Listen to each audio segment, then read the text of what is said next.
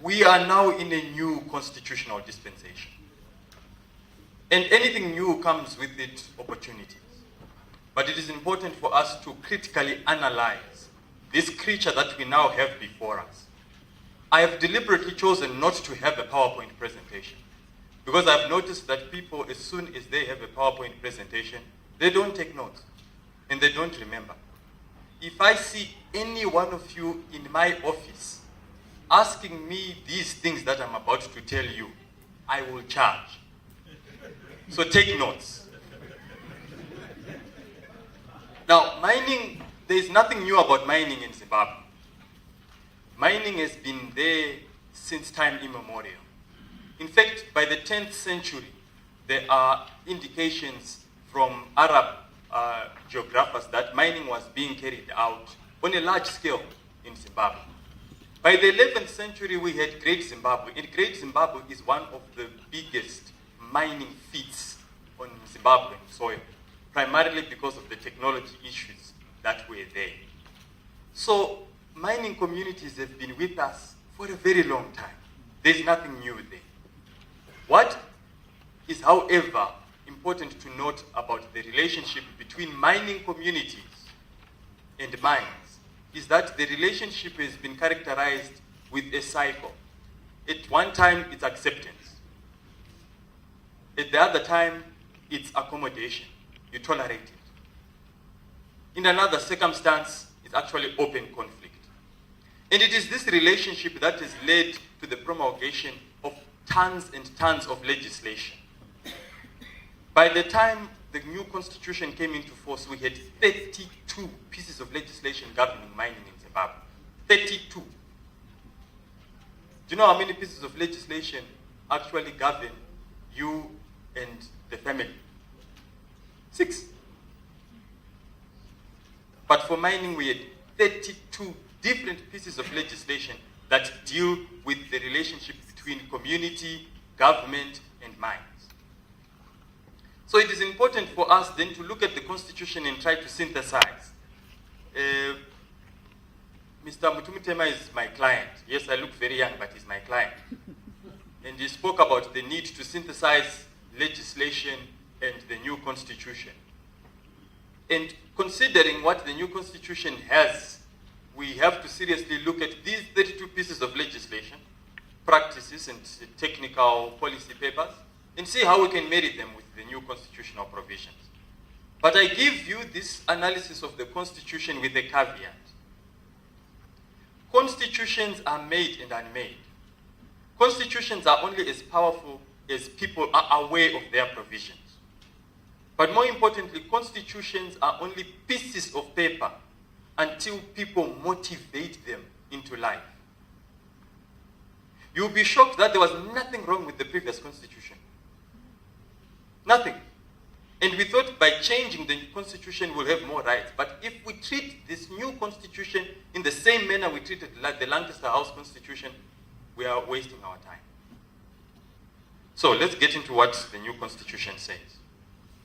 The first and most important right that is afforded the new constitution is actually found in section 73 of the new constitution. Like I told you, take notes. I shall only say this once.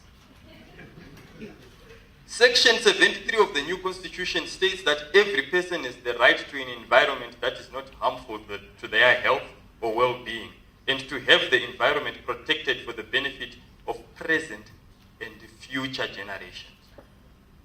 Present and future generations. Let me go into short. Mutemo wedu kumbiro redu zimai remutemo rese rinotaura kuti isu tinofana kuchengetedza nyika yedu kuti itichengete yozochengeta vana vevana vedu. That's putting it the simplest way I can say. And that is a profound quantum leap. Specifically mentioning kuti environment yaunogara iwewe is not only yours, but future generations. One of the previous speakers said kuti diamonds are finite. I think it's far much more important never to focus on diamonds and What's more important is what is the quality of land that is left. You're talking about mining, and I don't care about mining at the end of the day. And the monies that are made out of mining. I'm more concerned about the people who are left and what it means for them.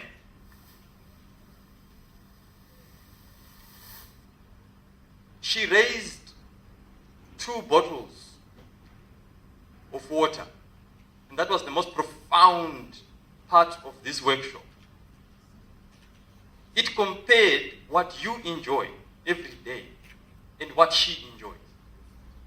Now, if that is the situation with her today, what about her children? None of us can function without water. And the Constitution made it very clear that there should be a right to water and food. And that is Section 77 of the Constitution. More specifically, it says every person has the right to safe, clean, and potable water. Safe, clean, and potable water. Now, mining is the most thirsty business on the face of this earth. You cannot have a gold mine without water, whether small scale or large scale. You cannot have a diamond mine without water.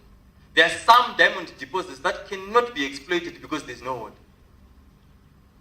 But you also cannot have a family, a human being without water. Now you have individuals who are competing for the same water source. Are we understanding? I don't want to talk about hypotheticals. I don't want to talk about, because each and every time lawyers try to confuse and confound issues by presenting very elaborate language. If you say birds of a feather flock together, a lawyer will come and say species of the same plumage seem to perambulate in close proximity. That's nonsense. What is important is for us to unpackage a simple right such as the right to water. And she illustrated it better than I could have done. It also has to be portable. Can you move it from Sari? Can you move it from Limpopo so that a person can be able to drink it? And you will find various studies have indicated that water, the struggle for water is more critical in mining than anything else. In the Amazon basin, a study was recently done of what we call neotropical communities. It was 2006. And it was found that the siltation in the Amazon River was causing fish to die downstream, and communities were starving to death. And that is the situation we have got. The politics of water is going to be far much more serious than the politics of the state. Quote me on that one. And in the Argentinian case, there was an Argentinian case that was done in 1997, where it was discovered that gold mining, because of the chemicals that are used in gold mining, pollutes far much more than any other type of mining. We find mercury, we find arsenic, we even find straightforward poisons within the water.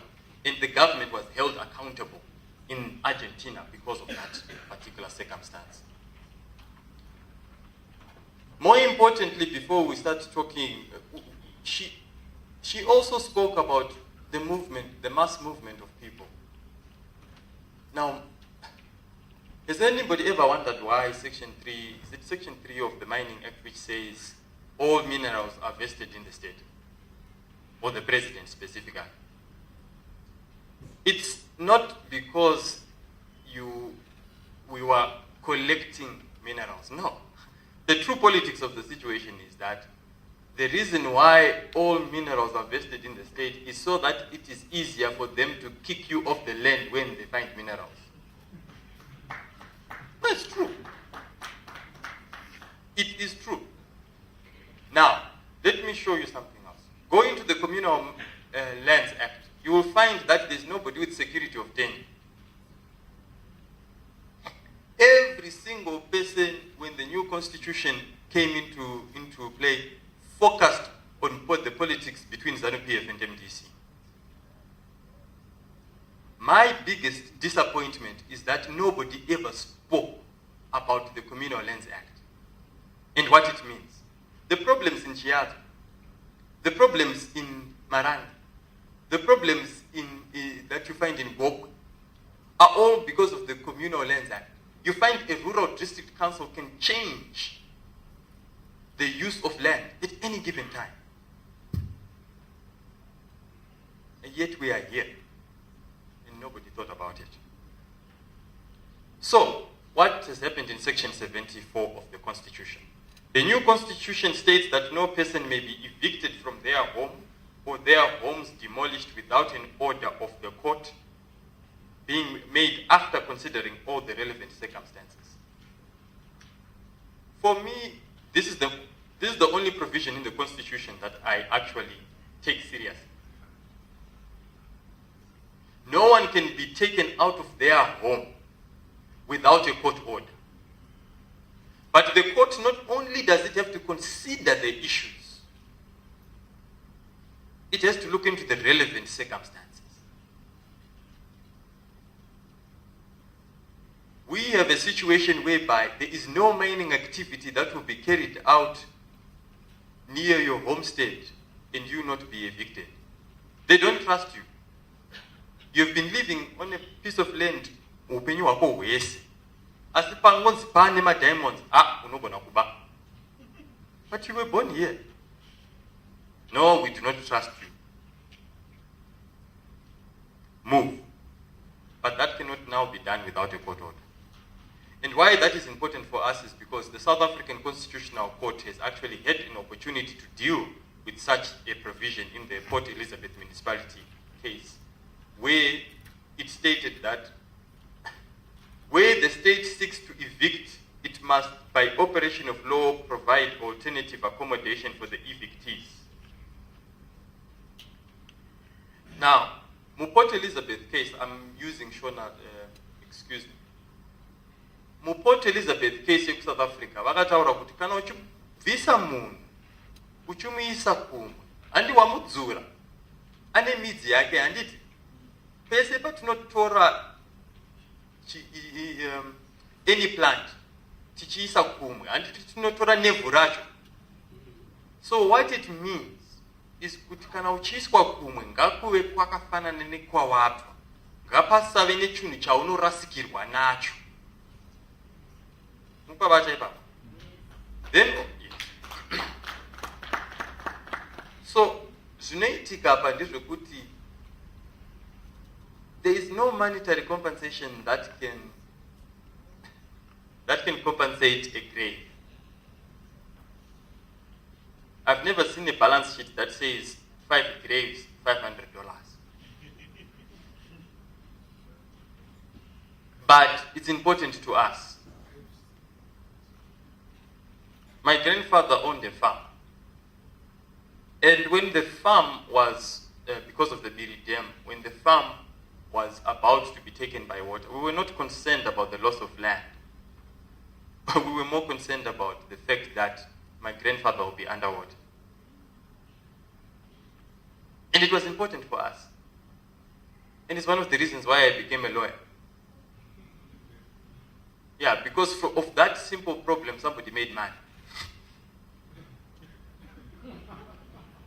But it was that important to us. We were willing to spend money to protect a grave.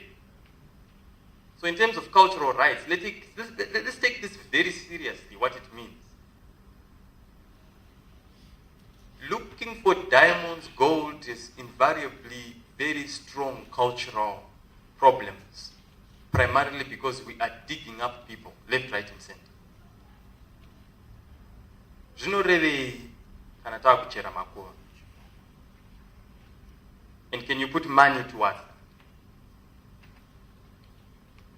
Then there's another issue, is the question of Section 68 of the new Constitution, which is relating to about the right to be consulted.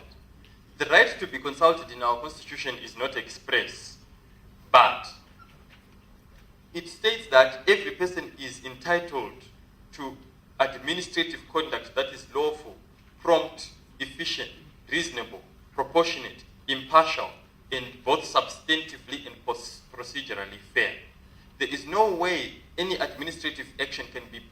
procedurally fair without consultation. Before you move people, before you establish a mine, before you change even the land rights in a particular area, you have to be procedurally fair. It means taura ne vanhu. Talk to them. You will be surprised. But the problem is that mining communities have always been disenfranchised because the assumption is very simple. Because Section 3 says all minerals are vested in the state and I have a permit, those minerals are mine. The fact that you've got a farm and you've got 10 chickens is not my problem. So whose problem is it? That's an important question we have to ask ourselves. And the question of consultation for me is extremely important because mining communities have never been even told of what goes into their water. What it means to have an asbestos mine next to you. What does it mean for extensive granite mining in Mutoko? The problems in Mutoko are far much more serious than the ones you find in Chiati. Primarily because we're talking about generations who will have granite dust in their lungs.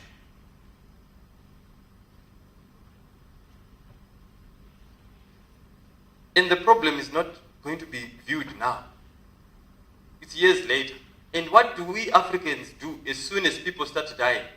We don't blame mining companies. You blame your aunt. She's the one who killed me. Dagaroiwa. The true witchcraft is in the fact that the communities are not informed about the impact of mining. They are not informed about the mechanics of mining. They are not informed about the dangers for individuals that are even 5 to 10 kilometers away. No one is consulted. And I'm actually very surprised about the setting up of the Environmental Management Agency. I'm sorry if there's anybody from the Environmental Management Agency. I consider you the same as CIO. I don't know what you do. I don't know what they do. It's very secretive. I tried to obtain the environmental impact assessment of the Chisumbanji. It was as if I've asked for the president's salary slip.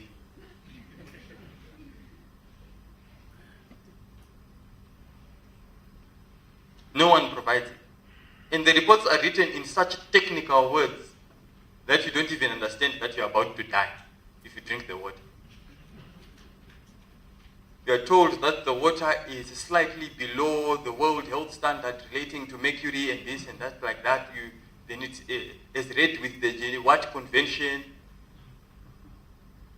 As soon as somebody starts referring to other documents that they are not quoting in that particular document, I smell a rat. And that is the reason why, for me, the right to be consulted is actually very, very important because let's consult these communities with language they understand. And when we are saying engaging communities, we're not talking about the Tawandas getting into an environment, standing before them in their nice suits, and then conversing in English, and throwing 1 or 2 Shona words, or 1 or 2 Ndebele words. Right to be consulted is kuti munhu wanzwisisa here zviri kuitika. Unobvumirana nazvo here. Waziva kuti izvi kaizvi mushonga uri kushandiswa pakutora chicherwa ichi zvinouraya, zvinorevei kwauri? I honestly would never live next to a granite extraction site. I wouldn't. But because the communities there are never informed of what air pollution means, they live there. Every day they wake up, they wipe their furniture, because they don't know. And they do not know what it means, ingesting that dust. Granite is not soluble. The body cannot digest granite. So let's go on and when it comes to the right to be consulted, that was clearly put in the Kichwa indigenous people's case versus Ecuador, where a petroleum extraction site was put near an indigenous community, and they were not consulted. And the Inter-American Court of Human Rights said that was actually incorrect. Now, I've not gone into the other specific rights that are found in the Constitution. I've tried to highlight the ones that are extremely important that we can start working on urgently. The next question would then be, is it applicable to companies? Is the Constitution applicable to companies? Is the Constitution applicable to people? Now, I have always said to myself, I do not trust lawyers when they write documents. On the face of it, it seems our Constitution applies to everyone. In fact, Chapter 4 specifically states that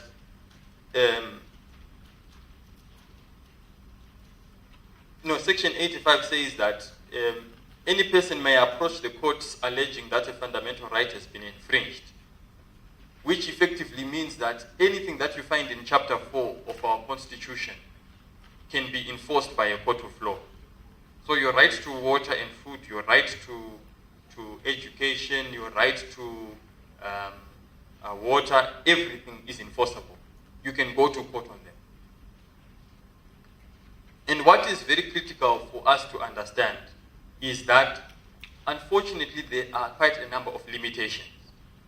So before we take those cases before the courts, we seriously need to understand the limitations. What do the limitations say? And how can we move around the limitations? And more importantly, we also have to look at the question of Section 45 and Section 2, subsection 2 of the Constitution, which says that obligations imposed by the Constitution are binding on every person, natural or juristic.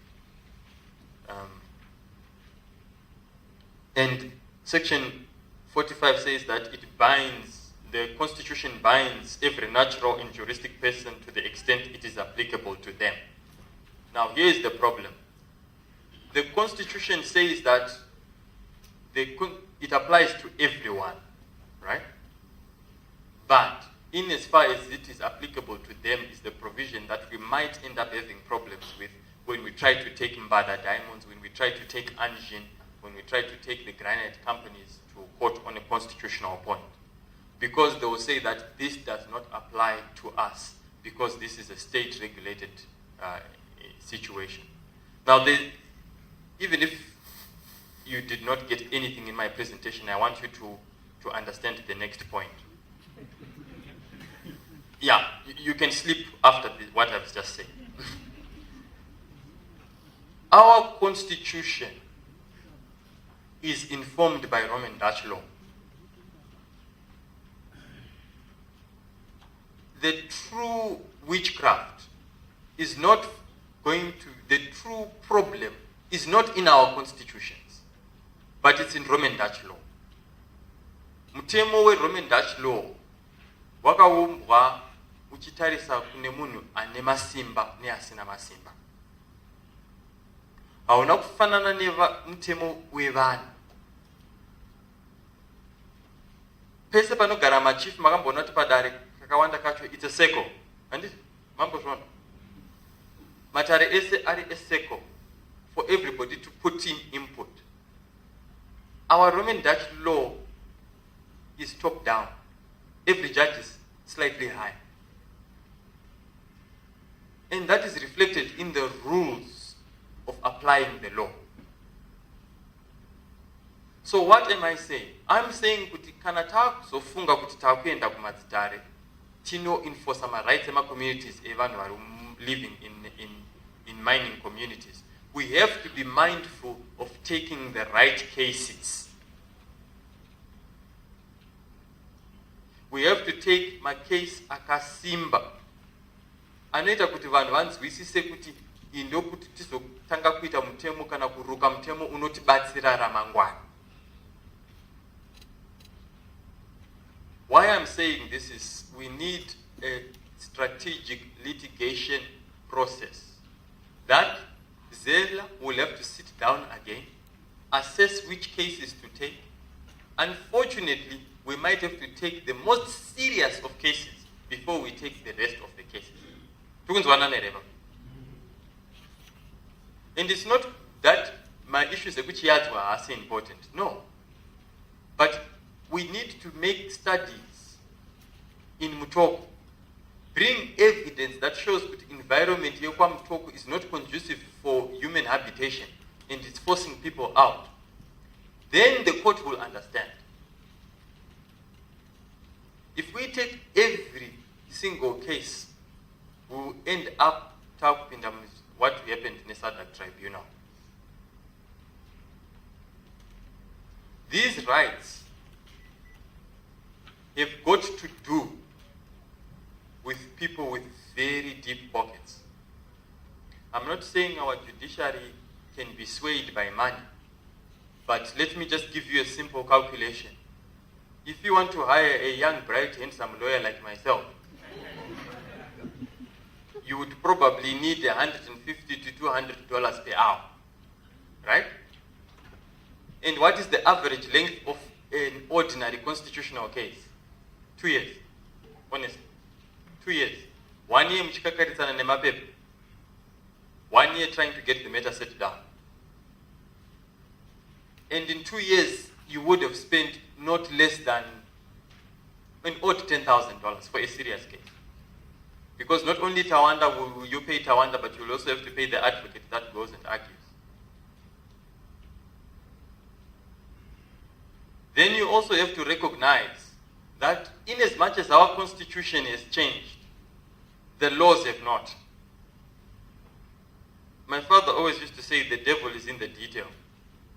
Are you aware that Schedule 6 of the Constitution states that every single law that was there prior to the new Constitution remains in force up until declared unconstitutional? Are you getting where we're going? Are we together? Apana rasika. One get a U10 to collect. Yes. What about those who are poor?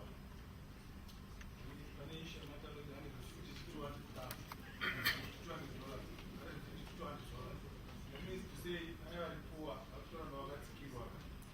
Yes. Yes. I know this is unorthodox, but you can stop me in mid-presentation, primarily because I want everybody to be together. The unfortunate part of our constitution-making process is that atina kutaura zvatainyanzoda takanzi oi muvhunzo patataura muvhunzo izvozvo zvatatanvunzwa izvozvozvo asi pane zvinhu zvanga zvirimo that we needed to understand. Access to the courts is very technical. Veronica here is a lawyer. But if I'm to ask her a question, do you know what she will do? She will say, Tawanda, give me 2 days, I want to research. Any lawyer who gives you an answer there and then is a bad lawyer. What does that mean? It means our laws are inaccessible. I need to go for 4 years to understand the law. After the 4 years, I still have to refer back to my books. What about a person who is in the community? Is that person able to navigate the legal system? It's not, isn't it? And the people who are affected in the mining communities are the ones who are unable to access legal assistance. And the work being done by Zela is the work that government should actually be doing, which is providing legal cover for its own people. But instead, you focused on whether or not we should have executive mayors in the Constitution. That was more important to you. It was more important to you to have people having terms of office and more commissions after commissions than the simple question, are our courts accessible and how do we make them accessible? It's unfortunate, but as a lawyer I realized that we were shortchanged during the constitution making process because those questions were not asked. They were not. People focused on whether women should wear trousers or not, rather than what should be in the new constitution.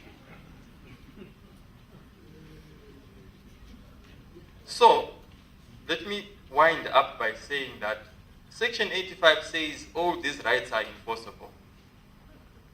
Any person acting in the public interest, or in a class, or acting in what we call in Roman Dutch principle, actio popularis, can approach the courts and enforce those rights. But, unfortunately, as a lawyer, I have to be the first to tell you that the greatest disadvantage in our constitution is the fact that the courts are expensive, and if you have not hired somebody intelligent like me or above, you might not win.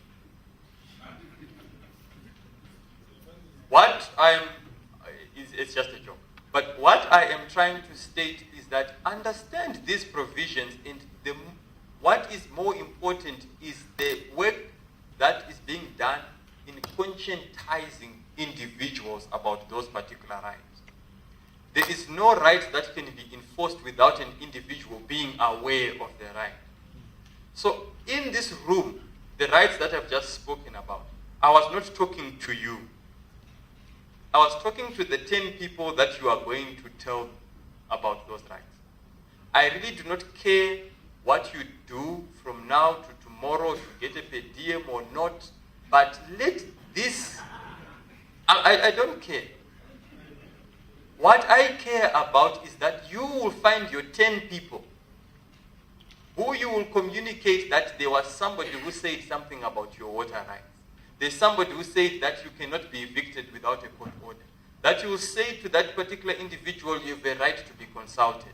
That's what I want. That's the thing that I plead. Find your 10 people. And with those 10 people, ask of them one thing. That they also find their own 10 people. Once a whole nation is clear that this is our right and we want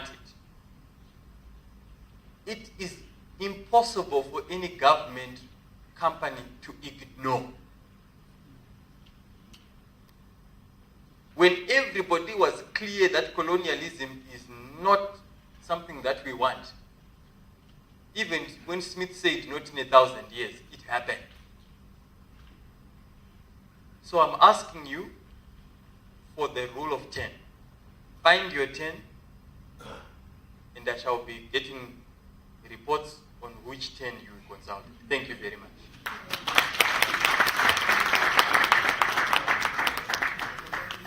Chief Pamsoro, my first question is I'd like to appreciate the work that you are doing as Zhuwarara Comment Trust. But number one is, at what level are you involved in the use of the 2 million which you alluded to? Number one. Number two, who determines the projects you have mentioned? Number three, from the project that you have mentioned, I've just made a rough calculation. I've realized that maybe you've used at least 500,000. And you in your account, you still have a balance of 1.5 million. Thank you very much.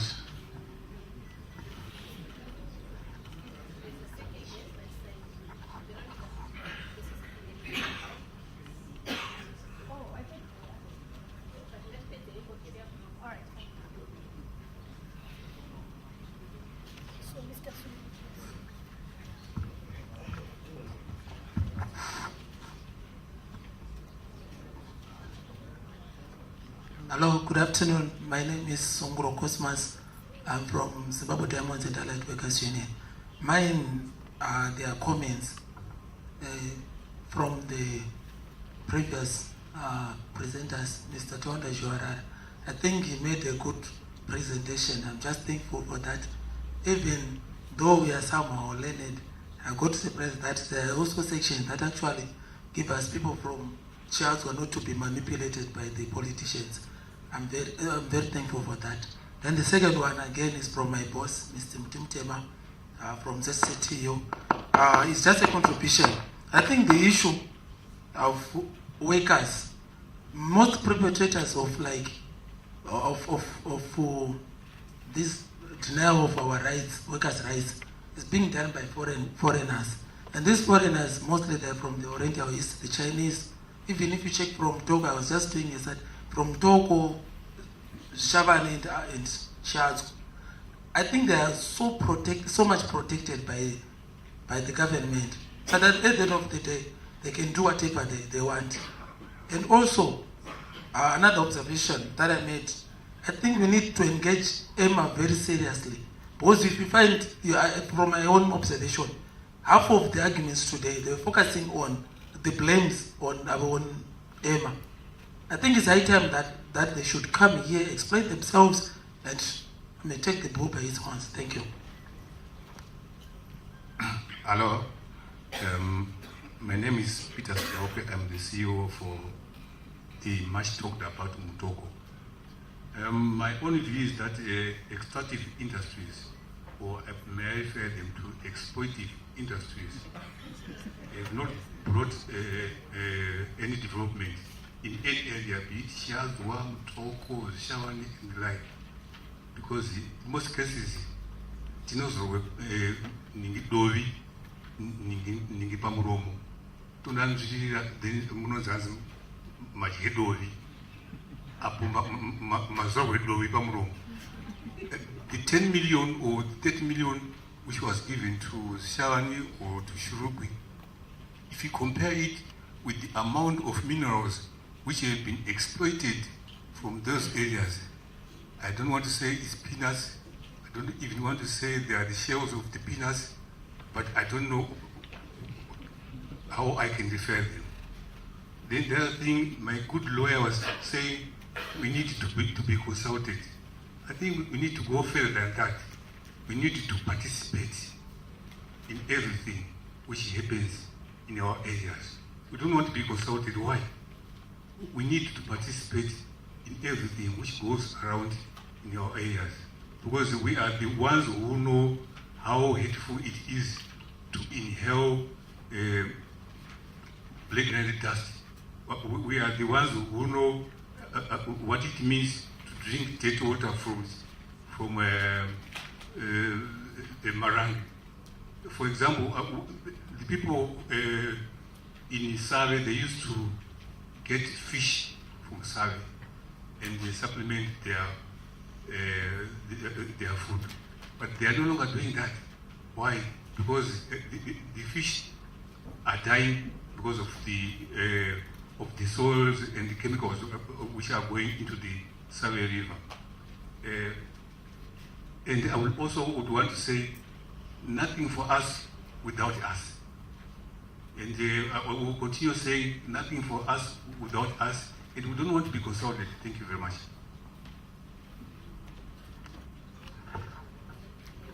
I think most of them have been comments, so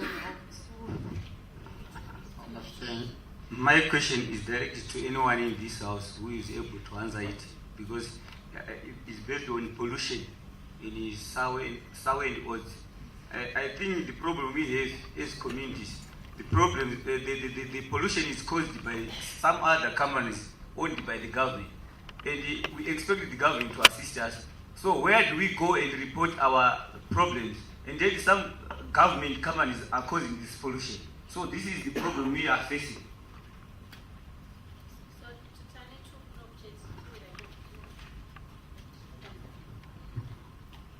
Bashiteli, chakutanga ndachida kutanga comment ndakuita akari pana. Ndafarira kuti wataura zvakanaka kuti zvekudziro nezvekuita navanhu kuti vanhu ngavataure nawo nomutauro wavo chaiwo. Hazvibatsiri pakuti munotaura chirungu chapamusoro-soro imuchida kubatsira vanhu.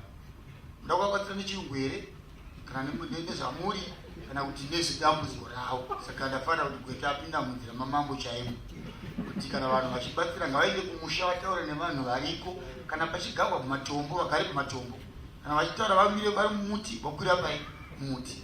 Chechipiri, ahotibira tatakatamushiri achitanga tikamupa mazuva odi oenda iye gweta wacho. Ndoenda pane yangu yokuti ndapiwa mibvunzo mitatu. Okutanga ndokuti mari inopinda mubhodhi hapana chisingazika hamuna mambo kuti yashande yadii. Structure irimbo ndeyekuti ina vanhu vanosainira mari kubuda kwadzo. kune one from the qualifying business, one from the technocrats, one chief. Saka mukata zvavari vanhu vakasiyana mashandiro avo vanonyatsa kubatana vanhu vekuma they say they are more professional than ma-CEO na DA. Mambo vanenge achitiwo ini ndiri mambo, saka mari yacho haingobudi kuti ndese kuti ibude. Ndofungada pano mapepa anongoita ma-advert ematende akanzwa kuti kuti mari iyo ibhadha kuzotonetsa, and it's very much clear kuti inofanira kuitwa nezvinodiwa zvepamutemo. Chipiri, decision making yekuti mari yashandei kuti mambo anenge arimo anonzwa zvese. Umwe wacho wanga uchibvunza kuti maprojects ari kuitwa aya ari kubva kuvanhu zvakamira sei. Chekutanga mambo ainoita ma-outreach programs ake navanhu vake at what level. Kansela ndiye anenge achimanya achibvunza vanhu zvavanoda, mambo vakateerera vachidi havo. Paine munyori pane komiti inenge iripo vanhu vachinyora zvavangada kuti zviitwe munyika mavo. For example, kwangu ini kune imwe wadi yakasunga vamwe mai vakati tode mari tibhoda chinda jori kunodii kunohodha nhumbi tichitengesa. Yakaita hondo over an hour ndikazoti ndinozopindira madzimai vamwe vane varume oti ifambi idzodzi sina varume muda kuti mupedze mari mugodii. Yanga yaitwa hondo zvikaratidza kuti papa nedemocracy. Mumwe aitirwa zvaanodii zvaanoda pachake. I've mavideos acho ari kuti na kuofisi kuti hatina kuwana nguva dai administrator ari pano kana yakuratidza mavideos ema-outreach akaitwa with across the districts kuti maprojects akaitwa ese ari on papers, ari pamavideos kunyazona machitoda kuti toda zvakati, toda zvakati, toda chipatara, toda magetsi. Zvaitwa nevanhu ndovaitanaye namaprojects avanoda atenda.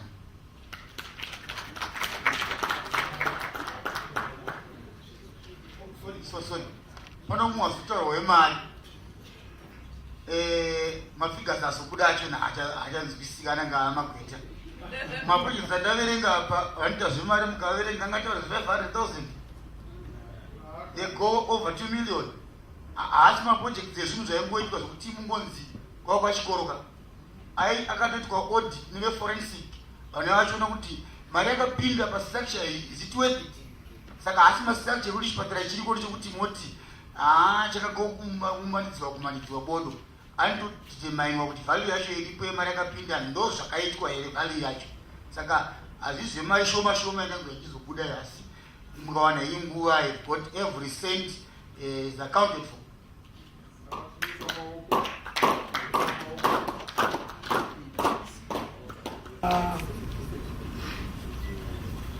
Zhuwarara pamusoro penyaya yeaddiction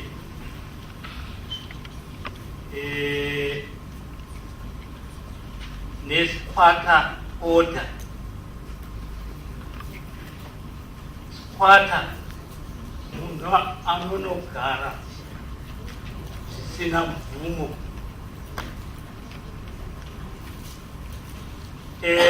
Anogara zvisina mvumo anenge achiziva kuti magariro andaita haasi pamutemo. Ini samambo ndine mvumo yokunotora eviction order here pamunhu wakadaro. Mbichana pane vamboratidza kuva neshungu chaizvo kuti magweja atiri kuti ma-artisanal miners havafaniri kubvumirwa kuchera. Vari kuita zvisiri pamutemo uye vari kukanganisa environment. Ndafarira presentation yaTawanda achitsanangura nyaya yekuti chinonyanya kukosha ndechekuti kana mining yapera nyika ichasara yakaita sei. Ndafarira zvekare mvura yataratidzwa iri panapa iyi. Ndoda kutaura kuti mvura iyi haina kukonzerwa nemagweja, macompanies vari kuchera zviri kunzi zviri pamutemo. Ngationei kuti sei vanhu vemuZimbabwe vazara mukuita zvikwaru-kwaru kubva kuMount Darwin, Plumtree, Beit Bridge, Mutare. We are talking of a country in an unemployment rate in over 85%. We are talking of magweja vanhu vane mhuri, vane vana, vanodya. Saka, rather than spending our time attacking them, let's encourage government to recognize them. Let's also realize kuti magweja vari kutosimudzira nyika vanhu vaye, vari kuendesa vana kuchikoro. Nditaurire kuti mari iri kutorwa nemachina iri kuenda kupi? Who is benefiting? Mari gold iri kucherwa nema-Russians kupena longa. Where is that money going? Saka ngatiregei kushandiswa nevanhu vanoti ukabata mineral uine ganda rinenge rangwiri, it's illegal. Ukabata mineral uine ganda rakati tsvukei nebvudzi rakareba, legal. Taneta nemapurisa nemasoja vari kushandiswa kubata pfuti, vachipfura vanhu vavo, vachichengetedza mbavha dziri kuba, vachimora vachiendesa kunze. Saka magweja ngativanzwisisei. KwaMutare tine dzimba dzakavakwa nemagweja. Kana ukarwara iwewe, gweja anokwanisa kutakura nemotikari yaakatenga nemari yegold. But nditaura kuti machaina unoona kuti vanokupa lift iwewe.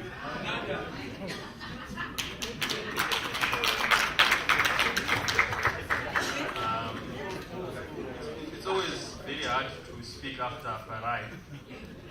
So, just in case you will not be as impressed, clap hands for me again. No, but thank you, Mkoma Farai, for that. That's a very important point here. Zvemutemo zvese zvatinotaura izvi hazviwanzofocusa on what the real issue is. Pandakadzidza ndaidzidza nevana vevarungu, one wavakandiudza kuti Tawanda muupenyu, just keep your eye on the money. Forget everything else. Keep your eye on the money. Kune mari ndokunozokudza kuti solution dzakamira sei kana twa. So thank you Mkoma Farai for stating that.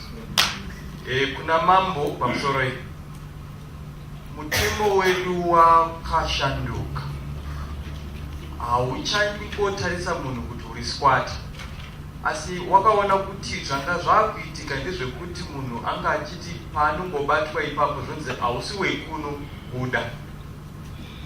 Wangochishanda pano asi nekuti basa rapera buda.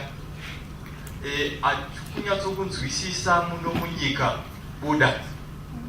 Saka section yange iri mubumbiro remutemo yava kuti kana wakuda kuti munhu abve paagere, tanga waenda kumatare wonokumbira kudare kuti uyu tikukumbira kuti abve nemhaka yakadai.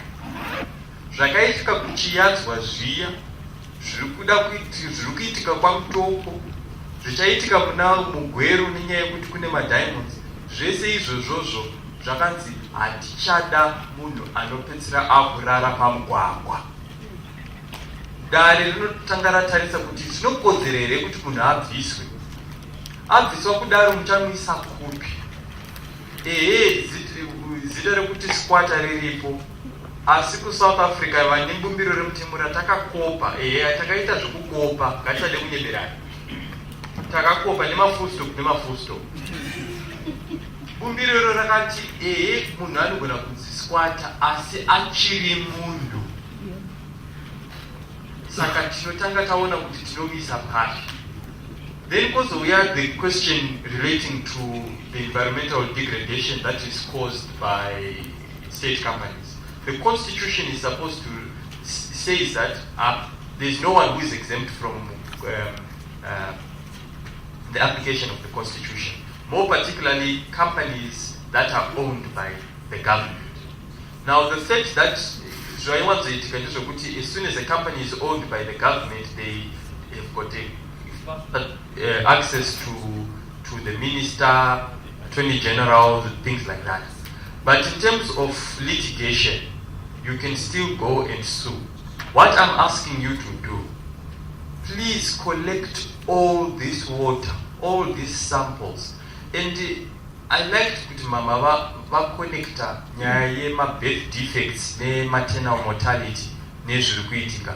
Most of the poisons, the first indicator inokudza kuti mune poison mu environment, miscarriage. Because the body rejects and says kuti mwana achabuda panapa zvina kumira zvakanaka. Now this is going to be difficult, but I'm telling you, Kuti, tese tikutaura nhasi, but I guarantee you the problems are 20 years coming. And when we start having our children, vane vana vasina maoko akakwana, vamwe havasi kuzvarwa vachifunga zvimisarukano, vachitadza kufema, then you will understand why the question of Section 75 here in environment is actually very important. Please, and I implore you, go back into your community and ask yourself, 10 years before, was my life the same way it is now? Write it down. Whether or not you end up in my office, please write it down, so that somebody in your family or in your generations will be able to come and hold somebody to say, it's your fault. Let's stop saying Tukuroya. The truth is we are being killed by the chemicals, we are being killed by the dust, and we are also being killed by the lack of food in Okonzwane mining. So let's be clear about that. Thank you very much. Okay, we can have another round to make our last round of intervention. Okay, thank you. Coming into the scenario in Mtoko, where there is black granite mining, I feel even if we say Zimbabwe is independent, the independence is dotted somewhere else, because the miners operate in a rotation style operation. So what means we must go back to get 100% independence. If we get those miners respecting our environment for the benefit of the populace that is going to survive on that one and depend on it, and we understand that whenever we talk of environment, it means everything that we can do on earth. There is no country without a good environment. You don't have a country, you don't have people, you don't have whatever a life can be on earth here. We just want this to be looked into seriously. Thank you. I like the fact that people are waking up. I think people were tired, but I think Tawanda, you've actually revived the mood here. I'm Gordon Moya again. I'm the CEO for Rundelo at Shavani. I will speak from a point where I am where the local authorities face make interface of the development agenda in the district. Shavani is home to most of the minerals that you can talk about. You talk of the diamond, the chrome, the asbestos, platinum, gold. And when you talk of platinum, we're talking about the platinum group of minerals. It's not only one mineral. And we still have to realize the full value of that group. But having said that, one would think that Shavane should be the richest district in Zimbabwe. But it's not. Why? Maybe the first point I would want to allude to is that maybe our legislation as well has come into play. As local authorities, the only value we realized from the mines was through charging unit tax.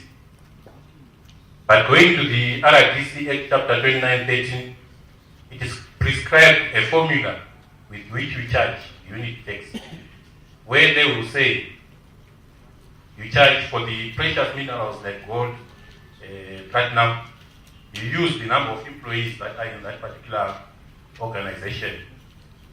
The method is derived accordingly. But with the intervention of, with the coming in of technology, I think you can tell what this means. The mines as well, they are not very honest. They have a schedule for themselves and a schedule for the local authority and for the Chamber of Mines. For the base metals, they will say production schedules. But who has these production schedules? Who do you go to in order to get them? You still have to go to the same mining house to get those schedules. But you find they have a schedule for themselves and a schedule for you. So that's one area which has really which has really derailed the development agenda. Come to implement, you find most of these companies go to Mroa Diamonds, go to Mimosa. How many of the locals are employed in those organizations? You find it's a very small percentage. And what does that mean? We all know that when we have a full employment of our locals, it leads to the economic development of the people. There is a demand for the goods in that area. That stimulates productivity and everything that economists can talk about. But like I've already said, most of the people come from far afield. I'm not advocating for localization, but all I'm saying is maybe, why don't you also have legislation which prescribes maybe a quota of the employment coming from the local people, rather than leaving it to the mining houses themselves to determine who to employ or who not to employ. We may talk of the skills, but honestly, do we need a degree to learn in the mine? But you go to the mine, you find that labor is still exported, is still imported from as far afield as places that I will not mention. So we are saying these mines, they are not really developing the areas or the people from which they are extracting. We will say Shawani is the fastest growing town. Yes. But we are not saying the Shawani district, but we are saying the Shawani town. They will only develop where their interests are, not where the people who are affected by their activities are. If you go to Shawani town, that's where their interests are. That's where maybe the skills that they require are housed. That's where they will put Mandawa Stadium. That's where they will put the houses. But what about the 1-5 Monombo where they are extracting the resources? They will only build a school. And once they build that school, they will invite the media, they will invite the minister, they may even attempt to invite the president himself if he is not busy. They will bring the media people to say, interview the CEO, so that he sings praises for just a mere classroom block. So we are very happy with the community share ownership class intervention. And we will hold on to it, we will not let it go. Because maybe that's our salvation. It has come in a big way. You may say half a loaf is better than nothing. We will rather eat that half, but that will not stop us demanding the full loaf. Thank you. Thank you. I'm Samson from South Africa. So in South Africa, when you speak, you must stand up so that people can see you. I agree with the lawyer there that the problems we're going to see them in 20 years to come. For instance, when you look at the history of mining in South Africa, especially those who travel to Johannesburg, it's where currently we are facing the problems of 300 years of mining in South Africa. Because those mines that mined during that time made lots of profit, and they left the legacy of mining. And they've externalized the cost. Now it's the state who must clean up Johannesburg, because Johannesburg is under threat of acid mine drainage. It's reality. It's happening as we speak. And it has a negative impact on the surrounding water. Yes. So I think environment must be protected at all costs. Because in South Africa we've seen the impact of mining. The question is, what after that mine left? How that town is going to look like?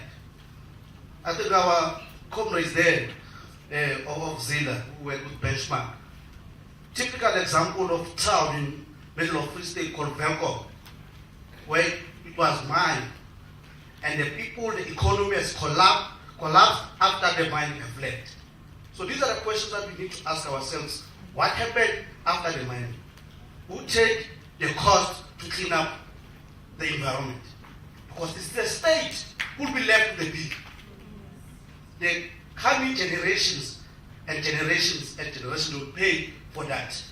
It's a typical example of Johannesburg, where taxpayers now are the ones who are cleaning up Johannesburg.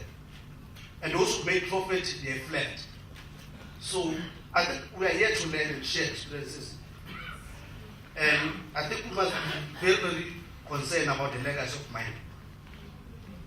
That's a very, very one thing that we have to think about, the environment that the mining will left. It's happening currently, Rustenburg, gold, platinum belt. We saw the Marikana situation. I think we have to be very, very strong going forward around the history of mining.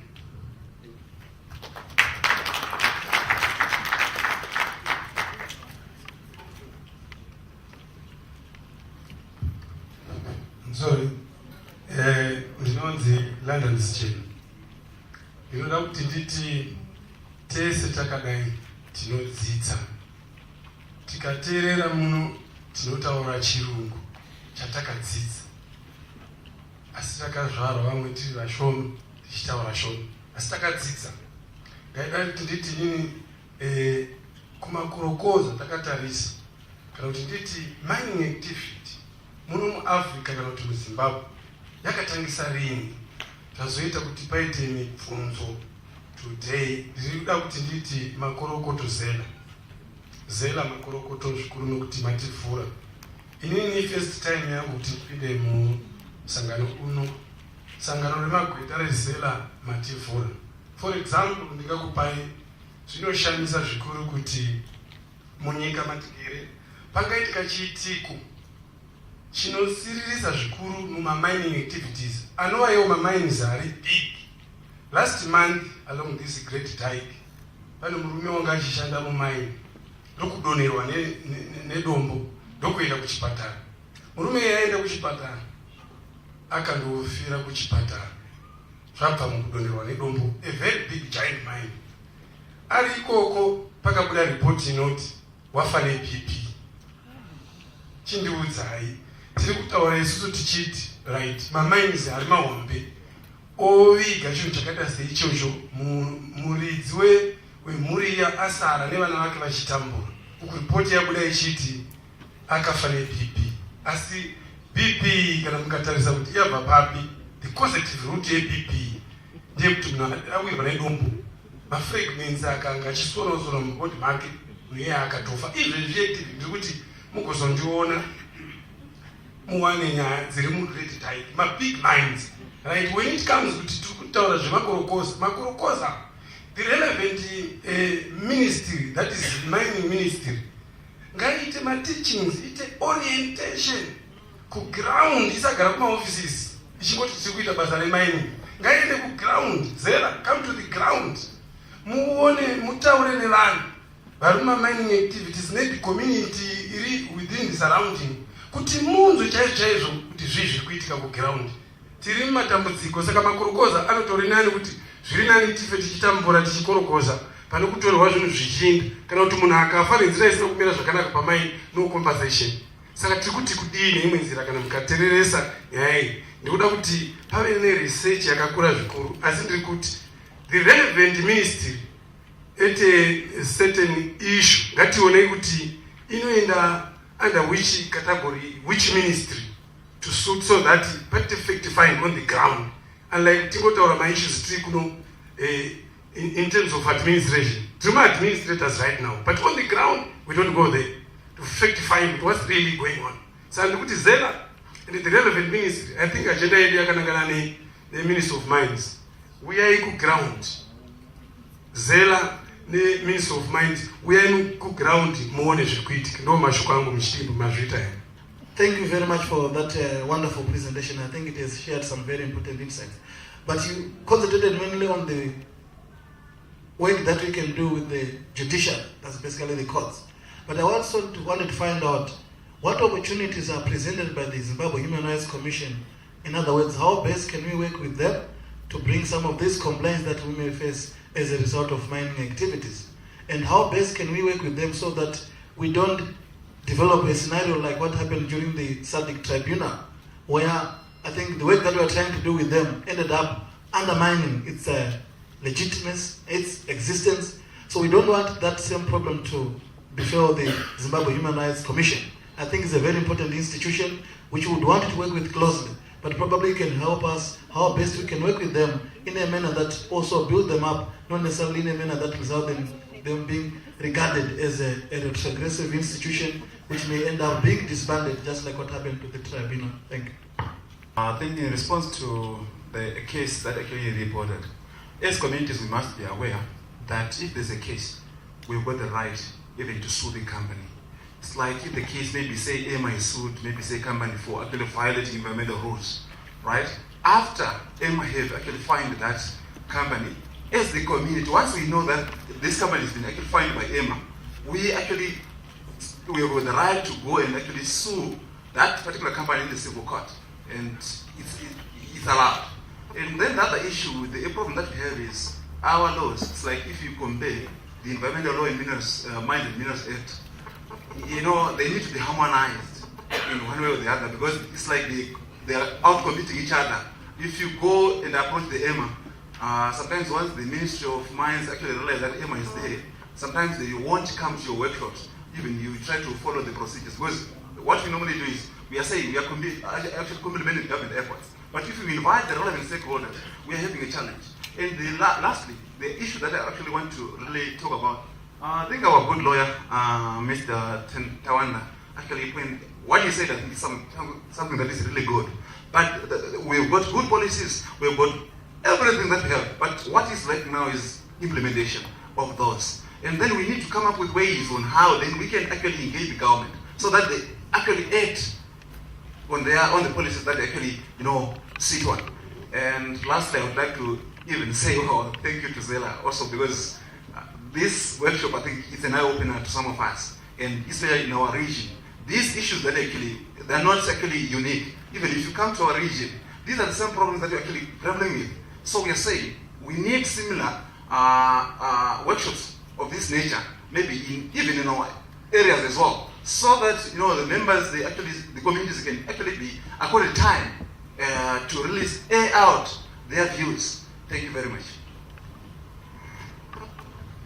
I would like to comment on what the Chief Executive of the Shawnee Rogers Council has just said earlier on. The problem that we have as artisanal small-scale miners is that actually of the unity checks. It was said that is a part of hindrance. It is that the rural district councils across the country are charging differently, because there's an assumption that small-scale miners make a lot of money. In Shawnee, I know one time we were charging $500 per quarter from each miner. And then if you go to Fura Road District Council, next door to Mtoko, they were charging $8,000. So this is what we're trying to say, that there is no uniformity in terms of